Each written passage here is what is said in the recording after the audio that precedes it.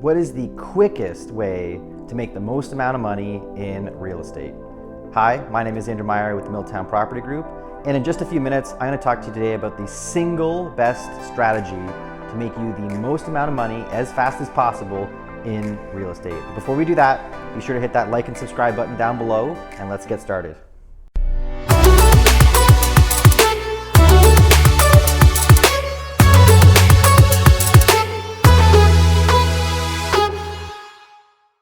Okay, so you're either in real estate, you own a home, or you're looking to get into real estate, or you're looking to grow your portfolio. What is the quickest way to increase your wealth? And what would be the best investment strategy if you're at that point? It's the strategy known as house hacking. So house hacking is simply the strategy of adding more income or adding income to a property that you own. So you own a property or you just purchased a property, and it would essentially be adding an income stream to that property so that you can either increase your cash flow or increase the rate at which you can pay it down, increasing your equity and therefore your net worth. So the two options are increasing cash flow or focusing on increasing equity and net worth. Now you can leverage that later on, but it really depends on your scenario. So if you're somebody who's retired, just looking to have more cash coming in and you want to leverage that cash, as soon as it comes in, it's basically you're adding it to your monthly income. Obviously, the cash flow scenario is much better. If you're somebody looking to just simply scale as fast as you can, you're going to want to save the cash flow so that you can probably buy another property. So then it might make more sense to just pay down your property quicker and focus on being cash flow positive and saving the difference, or pouring it into your mortgage a little bit quicker. It really depends on what type of investments you have access to. If your investments tend to make more than what the market appreciates, obviously you'd want to save the difference there.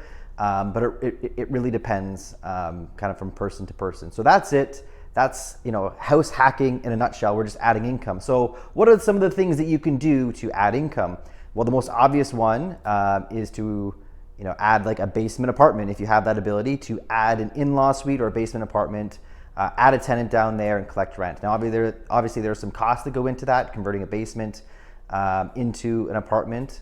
The other option that a lot of people forget about and don't think about, I wish I would have done this when I was a lot younger, but if you're a student, you're not married, and depending on your situation, roommates can be a fantastic way of house hacking because roommates don't have the same rights that tenants do. It's a totally different class. So you'd have a roommate agreement, and the roommates actually have way less rights.